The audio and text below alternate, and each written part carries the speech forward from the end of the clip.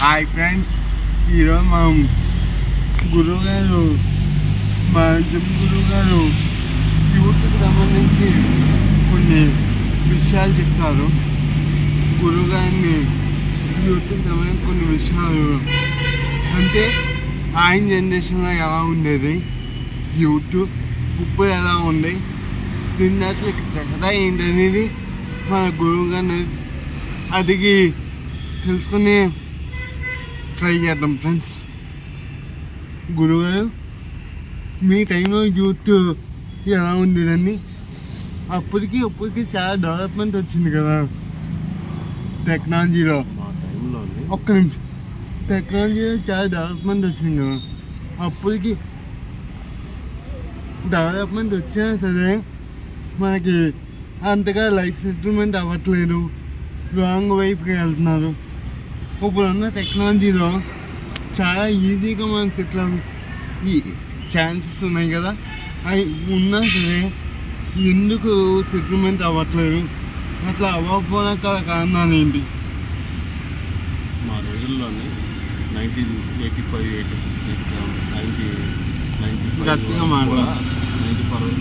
వరకు కూడా మేము ఉండేటప్పుడు ఆలోచన విధానం ఎలాగుండేదంటే, ఒక జిమ్కి వెళ్ళామనుకోండి, జిమ్కి వెళ్తే ప్రాక్టీస్ చేసి మంచి డైట్ తీసుకొని రెస్ట్ తీసుకోవాలన్న ఆలోచనతో శరీరాన్ని మంచి దృఢత్వంగా కండలు తిరిగేలాగా తయారు చేసుకోవాలన్న ఆలోచనతో మేము ఉండేవాళ్ళమే. అప్పుడు యూత్ ఎలా ఉండేదంటే చదువులోని కూడా అద్భుత శిఖరాల్లోకి వెళ్ళాలి అనే ఆలోచనతో ఉండేవారు. ఇప్పుడు యూత్కి అప్పటికి తేడా ఏంటంటే, అంటే అప్పట్లో టెక్నాలజీ లేకపోయినా సెటిల్మెంట్ పల్లె అని ఒక ఆలోచన ఉండేది. సెటిల్మెంట్ బాగుండేది, ఉండేది. ఇప్పుడు ఈ రోజు పిల్లలతో సరిగ్గా స్పెండ్ చేయలేకపోతున్నారు. దీనికి కారణాలు ఏంటంట? ఇప్పుడు కారణాలంతా ప్రతి ఒక్కరు అభివృద్ధి చెందాలన్న ఆలోచనతోనే ముందుకు సాగుతున్నారు.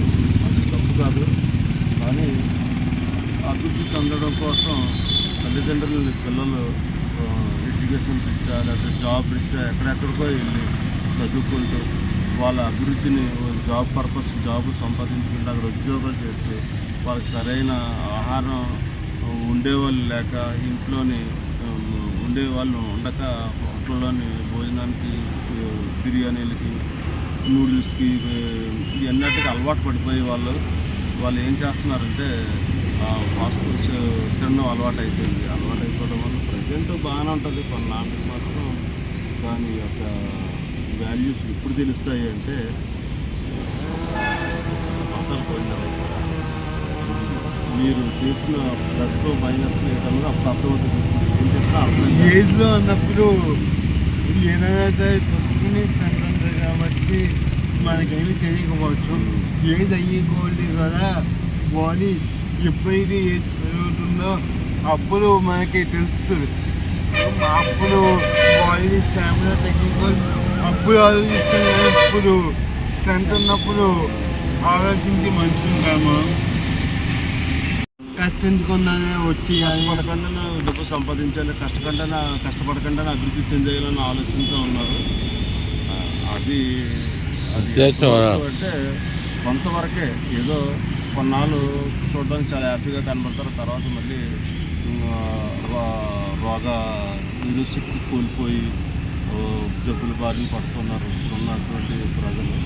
యూత్ ఇంకో 10 సంవత్సరాలు పోతే మొత్తం టోటల్ ఒక 20 సంవత్సరాల్లోని టోటల్ ఒక మెడికల్ డాక్టర్ చేతుల్లోకి వెళ్ళిపోతుందన్నమాట. ప్రతి ఒక్క వ్యక్తి లైఫ్ స్టైల్ కూడా వాళ్ళ సజెషన్ తీసుకొని బతికే విధంగా తయారవుతున్నది. ఫుడ్ని బతిగా ఉంది అంట. అప్పుడు ఫుడ్ వేరు, ఇప్పుడు ఫుడ్ అంతా అసలు ఏం లేదు. తినే తింట్లోనే రోజుకి మనకు తెలియకుండానే మనం ఒక సేమంత పాయిజన్ తింటూనే ఉన్నాం. ఆహారం రిచ్ అని అన్నట్లోనే కల్తీయే.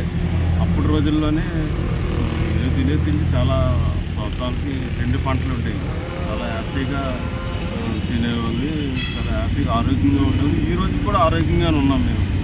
మరి నా వయసు ఇప్పుడు 63 సంవత్సరాలు వచ్చాయి, అయినప్పటికీ కూడా చాలా యాక్టివ్గా ఉండగలుగుతున్నాను అంటే దానికి కారణం మేము ఆ రొట్టెల్లో తీసుకున్న ఆహారమే మమ్మల్ని కాపాడుతుంది. దయచేసి హోటల్లో కానీ ఫాస్ట్ ఫుడ్ సెంటర్లో కానీ మీరు బిర్యానీలు కానీ ఫ్రైడ్ రైస్లు కానీ నూడిల్స్ కానీ అటువంటి తిన్నారనుకోండి మీ హెల్త్ మీరు పాడు చేసుకున్న వాళ్ళు అవుతారు.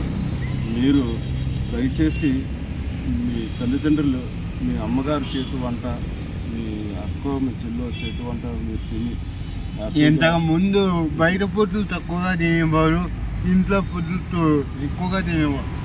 కానీ అప్పట్లో చేసే వాళ్ళకి కదా స్ట్రెంగ్త్ ఉండేది, పేషెన్స్ ఉండేది.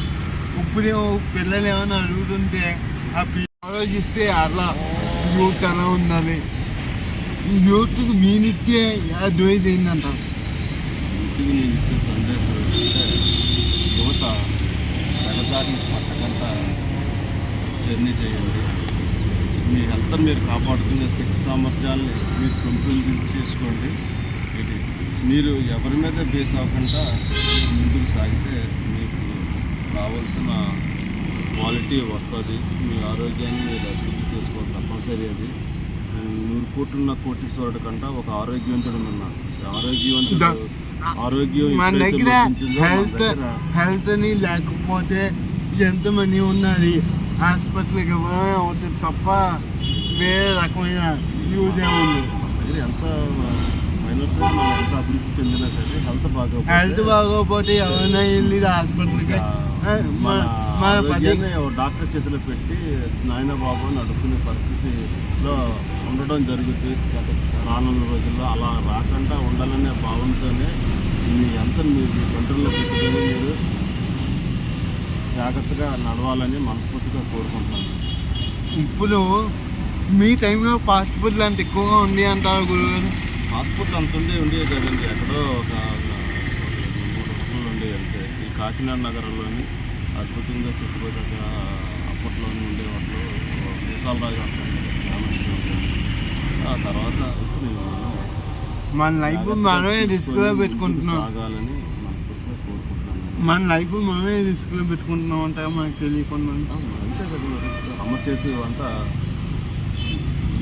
దీంతో గల కట్టగలం, మనం ఇచ్చే డబ్బుతో గల కట్టగలమా? అమ్మ చేతి వంట ఎన్ని కోట్లు ఖర్చు పెట్టినా బ్రాహ్మణ రాగాలు కురిపించలేరు. ఇది హోటల్లోని చాలా హ్యాపీగా సాగాలని కోరుకుంటారండి.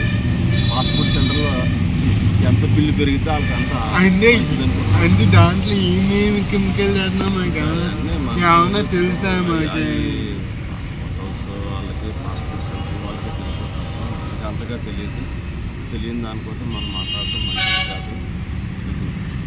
సరే యూత్కి సంబంధించి మాకు ఇంత మంచి ఇన్ఫర్మేషన్ ఇచ్చి ఎప్పుడు కూడా అంటే అన్ని వేళల్లో యూత్ ఒకలే ఉండరు. జనరేషన్ వస్తూ ఉంటారు. వచ్చే జనరేషన్ ప్రతి జనరేషన్ కూడా హెల్దీగా ఆరోగ్యంతో ఈ సస్యశ్యామం 100 ఏళ్ళు సస్యశ్యామం చేసుకోవాలని మనస్ఫూర్తిగా కోరుకుంటున్నాను. యువతకు నేను ఇచ్చే సందేశం పేరెంట్స్ని గౌరవించండి, వాళ్ళ పెట్టి తినండి, వాళ్ళకి మీరు బాగా చూసుకోండి.